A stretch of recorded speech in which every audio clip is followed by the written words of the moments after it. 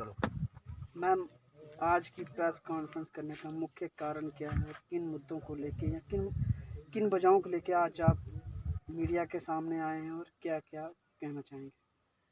मैं सरपंच शमीम अख्तर, पंचायत हल्का जुड्डा ए block Arnas, district Reasi से हूँ। मैं आपका शुक्रगुजार हूँ जिनने मुझे यहाँ पे मीडिया में बोलने का मौका दिया। दो दिन पहले का मसला है कि पंचायत जुड्डा ए में 2-4 लोगों की एक वीडियो सामने आई। मैं शुक्रगुजार हूँ इनकी कि आए वक्त जुड्डा में जो काम हुए हैं उनकी वेरिफिकेशन होनी चाहिए। जो गलत होगा वो जुर्मदार पाया जाएगा।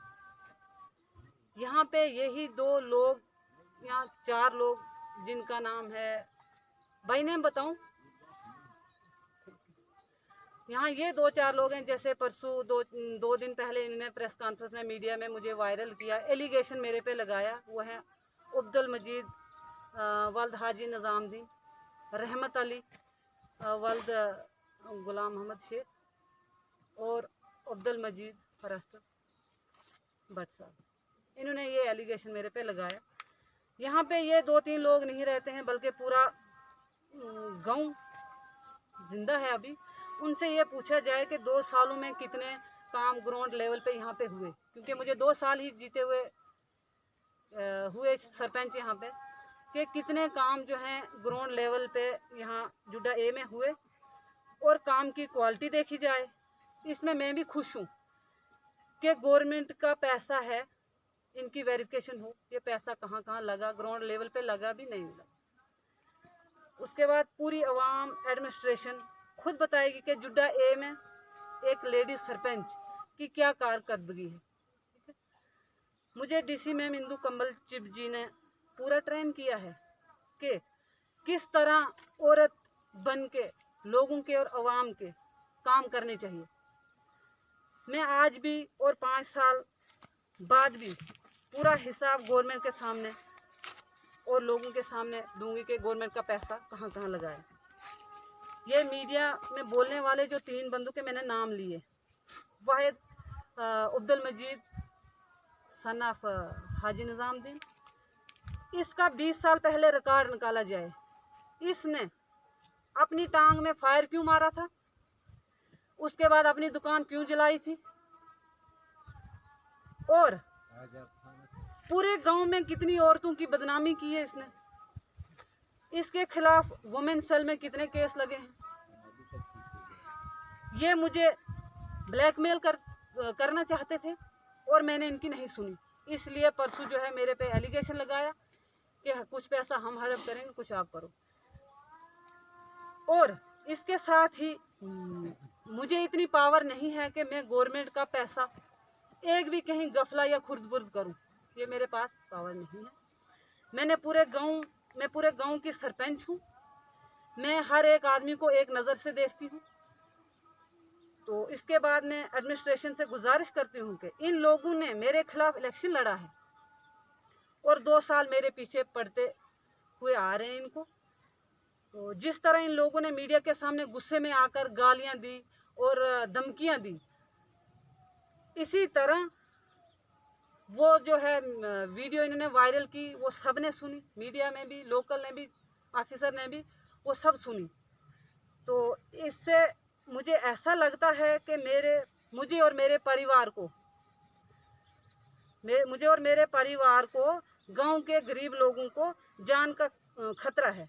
अगर मुझे और मेरी गरीब आवाम को किसी भी किस्म का नुकसान होगा तो जिम्मेदार ये 3 लोग होंगे। ये 3 ही नहीं, अलबत्ता इनके पीछे और भी लोग हैं। अगर वेरिफिकेशन होगी तो वो भी निकल आएंगे, ऐसी बात नहीं है। लेकिन वाहिद मसला ये है कि इनको 2-2.5 साल हुए मेरे पीछे पड़े हुए। अगर मेरे किसी परिवार में या किसी गरीब आवाम को उंगली उठा के भी किसी ने देखा या कोई भी किसी किस्म का नुकसान हुआ तो वाहिद इन 4 लोगों की तरफ से होगा। जिस तरह से देखा जाए, उनका एलिगेशन है कि सरपंच साहिबा ने या फिर उनके जो आपके पति के रिलेटेड एलिगेशन लगाए हैं, उन्होंने कहा है कि कुछ दिन पहले डोमिसाइल बनाए जा रहे थे लेकिन डोमिसाइल जो सरपंच साहिबा हैं और उनके पति हैं, उन्होंने उनको अंदर जाने नहीं दिया। कहा कि यहाँ पे उन्होंने कहा है कि यहाँ पे ठेका लिया था उन्होंने और ठेका लेके वो काम करवाए थे। क्या ये कहाँ तक सही है और क्या इस पे क्या कहेंगे आप? सर मैं इस पे यही कहूँगी, उन्होंने बाई नेम लिया है कि यहाँ एसडीएम साहब और तहसीलदार साहब और 4 पटवारी थे, उन्होंने ठेका लिया था और हमें जो है मेरी फैमिली को सरपंच का जो हस्बैंड है उन्होंने अंदर नहीं जाने दिया। अब उन्होंने तो गवाह उन्हीं लोगों को बनाया है, अब वही लोग बताएंगे किसने ठेका लिया था, किस चीज़ ने लिया था। मेरी ये पब्लिक जो मेरे साथ बैठी है यहाँ पे, मैं इनको सामने इस वक्त कोविड का चक्कर है, ला भी नहीं सकती हूँ, तो इन्हीं से पूछा जाएगा कि किस आदमी से हमने कोई पैसे लेन देन की बात की, ठेके की बात की कि आप पैसा दो हम डोमिसाइल बनाएंगे। ऐसा कोई मसला नहीं है। अलबत्ता ये जो शख्स है ये ना मेरी ग्राम सभा में कभी आया, इसने ये भी एलिगेशन लगाया है मुझ पे कि यहाँ पे जो है सरपंच मैडम बिल्कुल नहीं आती है, प्लान इसके हस्बैंड बनाते हैं। ये मेरे मेंबर हैं, मेरे पीछे हैं, मेरे साथ में हैं। इन्हीं से पूछा जाए क्या सरपंच मैडम आपकी वहाँ पे पंचायत घर में आती है, ग्राम सभा करती हैं या नहीं करती है। दूसरी बात, क्या मेरे हस्बैंड जो हैं क्या उनका कोई गलत साइन है किसी पेज पे या किसी प्लान कॉपी पे जो हम आगे देते हैं अपने वीडियो साहब को। मैम उनका एक आरोप आपके ऊपर ये भी है कि जो प्लान कॉपी है उसके ऊपर फ्लूड लगाया गया है, क्या वजह है उसको फ्लूड लगाया, या गलती मिस्टेक हुई है, क्या हुआ वो थोड़ा विस्तार से बताएं। सर एक पे फ्लूड जो है स्टैम्प उल्टी लगी थी एक पेंच की, एक तो वो फ्लूड है। दूसरी बात, जब हमने पहले दिन प्लान बनाया पैसा हमने पूरा डिवाइड कर दिया, उसमें कोई इशू नहीं हुआ। दूसरी बात, जब दूसरे दिन मुझे एक वार्ड रह गई थी जहां मैंने पैसा नहीं दिया था, क्योंकि वो वार्ड भी मेरी पंचायत में है, वहां वार्ड नंबर 1 है। आप उस पेंच से भी बात कर सकते हैं, वो खुद आपको बताएंगे, मैं उनसे बात करवाऊंगी ज़रूर, पहले मैं करूंगी उसके बाद। तो वहाँ पे आज तक पैसा ना लगा, किसी ने ना दिया, तो नहीं वहाँ पे मैंने खुद कहाँ से लाया, मैंने वीडियो सबसे रिक्वेस्ट की, किससे की, मैंने वो 1,58,000 जो है मंगाया। और दूसरे दिन जब मुझे सेक्रेटरी साहब बोलने लगे ये पैसा जो है ये इसी में ऐड करके मुझे व्हाट्सअप कर दो, ये रेजोल्यूशन भेज दो। अगर मैं अलग से पेज पे सर लिखती तो मैं साइन कहाँ से करवाती, क्योंकि ग्राम सभा तो उस वक्त नहीं थी जाना। वो मैंने जो है वो फ्लूट का कोई मसला नहीं, मैंने 14 FC लिखा था, नीचे फिर काम लिखे थे कि ये 14 FC के हैं। अब वो लाइन तो वही बची थी, वो 14 FC पे फ्लूट लगा के वो इधर 14 FC लिखा और नीचे वो काम ऐड किया। जहाँ तक कि अमाउंट में कोई भी कमी नहीं है, वो सभी जो ग्राम सभा में लोग थे वो यही बोलेंगे, उनसे पूछिएगा किसी एक मेंबर को कि क्या अमाउंट में गलती थी, ये काम आपने रखे थे, आपने साइन किए थे, उसमें उनके सिग्नेचर हैं, बाकी इसमें कोई इशू नहीं है। अगर होगा तो दूसरा आरोप इनका ये भी है कि जो टाइल वर्क यहाँ पर जो है जुड़ा में काम किए गए हैं या ये ग्राउंड लेवल पर बने नहीं है। देखिए सर, ये मैं भी चाहती हूँ, अगर इनके मुंह से निकला कि टाइलें लगी हैं, ये मैं भी चाहती हूँ वेरिफिकेशन हो। अब मेरी सरपंची में टाइलों वाला कोई प्लान नहीं आया है, बिल्कुल नहीं आया है। कहीं पहले का होगा तो उसकी जिम्मेदार मैं नहीं हूँ।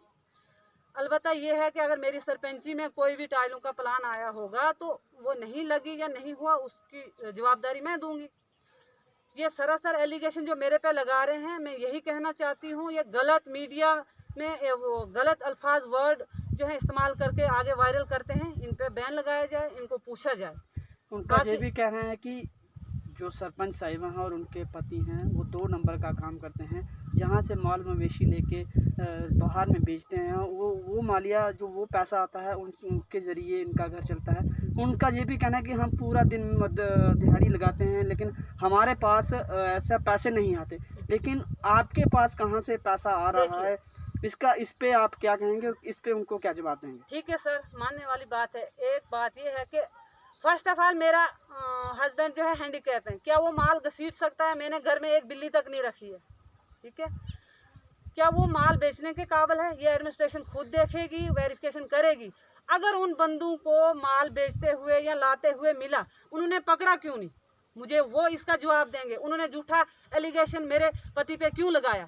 और परसों उन्होंने ये कहा कि हम धमकियां दी, हम उसकी दूसरी टांग काटेंगे, मेरा हस्बैंड हैंडीकैप है, अगर कल को कुछ हो भी गया तो जिम्मेदार ये लोग होंगे। ये आप ध्यान से सुनना, अगर ये मीडिया उन्होंने वाले। आपके पति को धमकी दी, आपको धमकी दी, फिर आपने उनके खिलाफ कोई एफआईआर दर्ज करवाई है थाने में? मैंने कुछ नहीं किया। मेरी एफआईआर जो है सर, मोजिज आदमी 4 लोग जो बैठे सर, उन्होंने ये किया, चलो छोड़ो फैसला करो, हमने फैसला किया। दूसरे दिन उन्होंने ये मीडिया बुला के एलिगेशन किया। आज उसी वजह से मैं ये थोड़ी प्रेस कॉन्फ्रेंस कर रही हूँ अपनी सेफ्टी के लिए। और जो मेरे पति के पीछे पड़े हैं, ये बोल रहे हैं कि माल वगैरह, अगर इनको माल मिला था पकड़ना चाहिए था, इनको बोलो सबूत दिखाओ।